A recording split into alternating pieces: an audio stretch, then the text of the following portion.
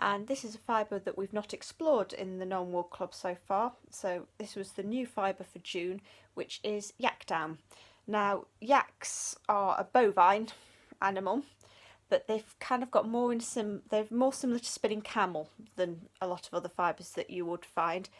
They have got a staple length, making sure I've got just one staple length of, drop it on the floor,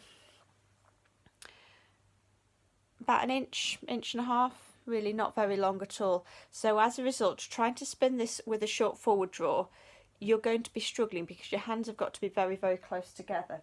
So for that reason, it's ideally suited to a point of twist draft. Hold on to the rami from last bit of spun.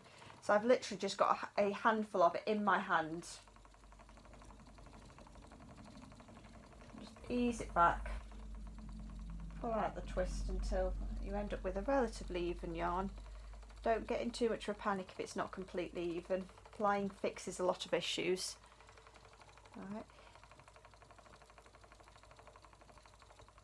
And what you'll be doing then is you'll be entrapping in a lot of air. You can spin this as a slightly fatter yarn than the other two fibres we've had included in this month. You can spin it from the fold, but because it's a short staple length, what tends to end up happening is it's quite hard to keep hold of the ends of the staple wrapped over your finger. So you sort of end up spinning it from a more jumbled bit of fibre than you might think. The short staple length and the combination of the softness and the low micron count does mean you will get away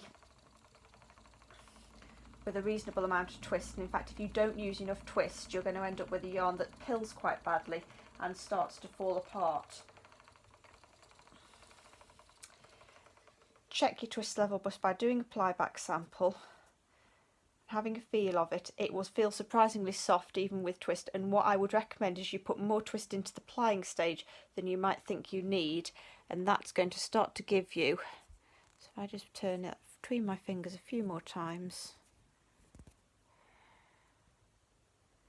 you start to end up with a yarn that's soft and fluffy and strong, one with a reasonable amount of bounce and elasticity as well, because it's sort of the yarn that you might want to use for hats, for cowls that are nice and soft and squidgy around your neck as well.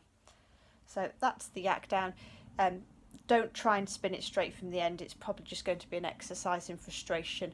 Don't worry about messing up the fibre preparation and just letting it go onto the yarn in more of a cloud.